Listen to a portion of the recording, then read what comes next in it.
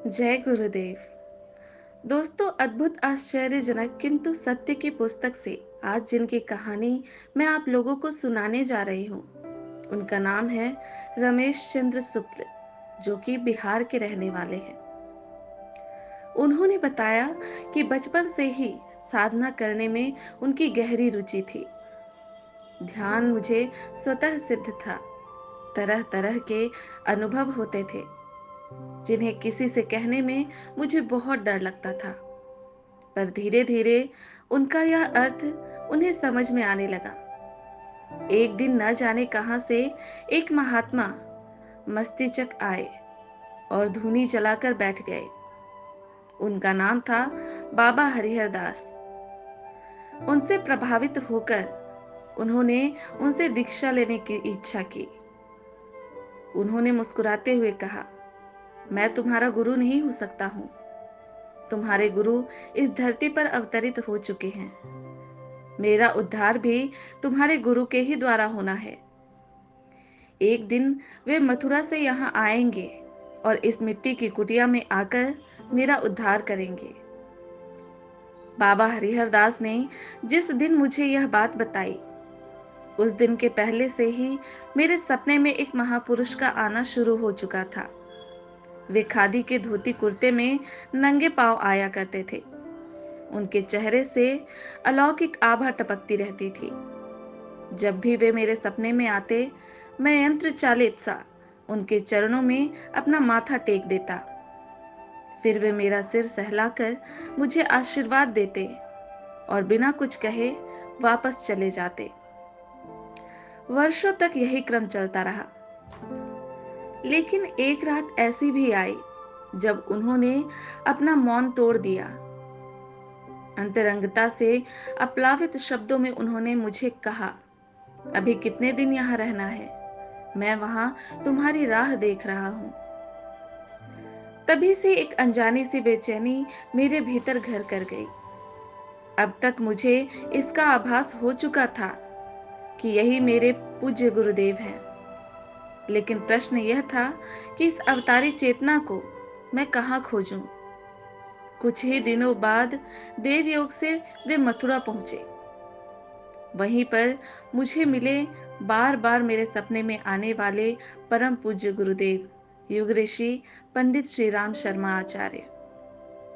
पहली ही मुलाकात में उनसे मुझे ऐसा प्यार मिला कि मैं उन्हीं का होकर रह गया।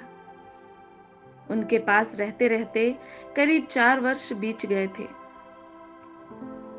आचार्य श्री के मार्गदर्शन में साधना और उपासना के बल पर मैं अपने जीवन में होने वाली अनेक घटनाओं के बारे में जानने लग गया था।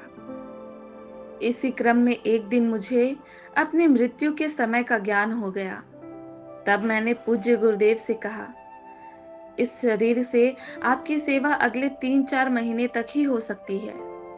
गुरुदेव ने पूछा, ऐसा क्यों? मैंने मुस्कुराते हुए कहा, मेरी मृत्यु होने वाली है।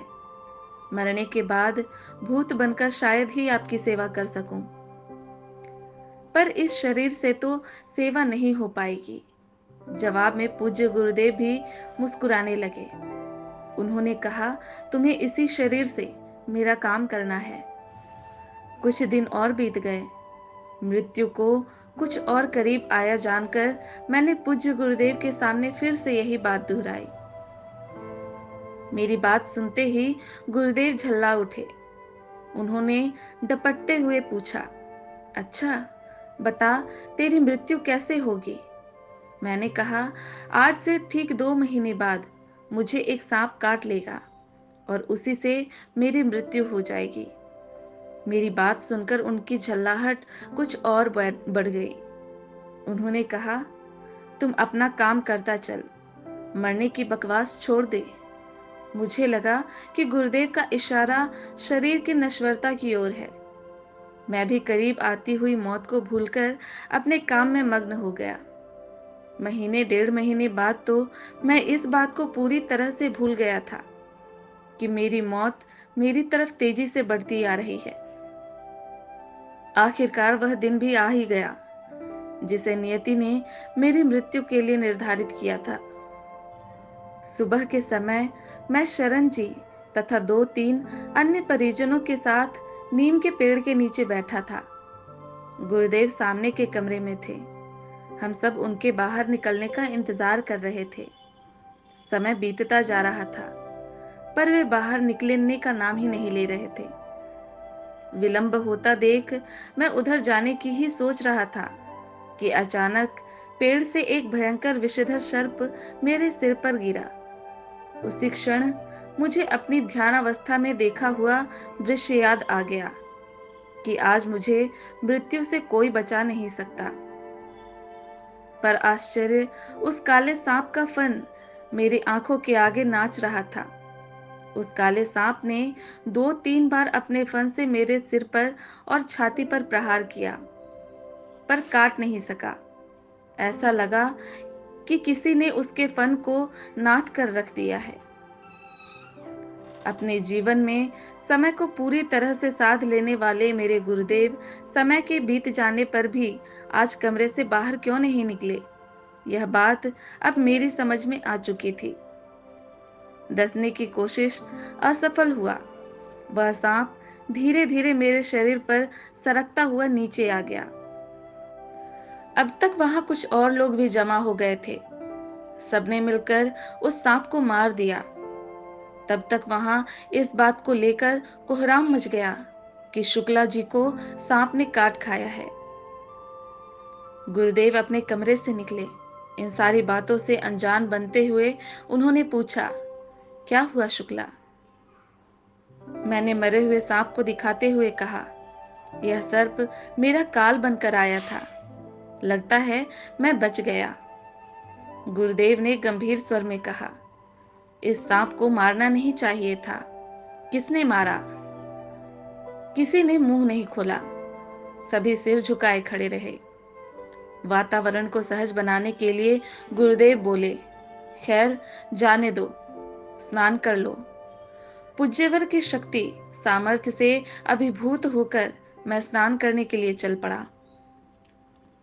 उस दिन भी रोज की भांति दोपहर के बाद वाले कार्यक्रम में परम वंदनीय माता जी के गायन में मुझे तबले पर संगीत करनी थी।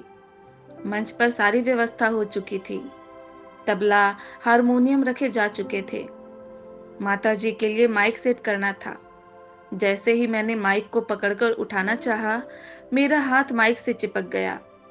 माइक में 240 वोल्ट का करंट दौड़ रहा था। अपनी पूरी ताकत लगाकर मैंने हाथ झटकाना चाहा, पर झटक नहीं सका। फिर मैं चीख कर बोला, लाइन काटो। मुझे लगा कि अब मेरी मृत्यु निश्चित है। सुबह सांप से तो मैं बच गया था, पर बिजली के इस करंट से बचना असंभव।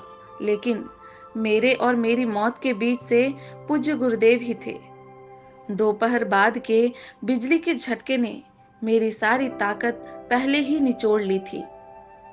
इसलिए चाह कर भी मैं कोई प्रतिकार नहीं कर सका।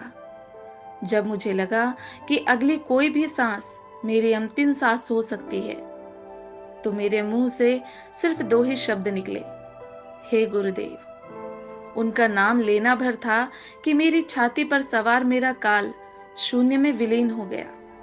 इस प्रकार परम पूज्य गुरुदेव ने विधि के विधान को चुनौती देकर एक ही दिन में 3-3 बार मुझे नया जीवन दिया। सुबह होते ही पत्नी ने पूज्य गुरुदेव के कल के आदेश का पालन करने की तत्परता दिखाई। सरसों के तेल की मालिश शुरू हुई। 20 मिनट की मालिश में ही 1/4 आराम मिल गया। मालिश का यह क्रम करीब 1 हफ्ते तक चलता रहा। डॉक्टर साहब ने तो जोर देकर कहा था कि मुझे ठीक होने में कम से कम 3 महीने लग जाएंगे। लेकिन 8वें दिन ही मैं अपने आप को पहले से भी अधिक ताकतवर महसूस करने लगा था। उनकी दवा धरी की धरी रह गई थी और पूज्य गुरुदेव का आशीर्वाद मेरे साथ हमेशा रहा।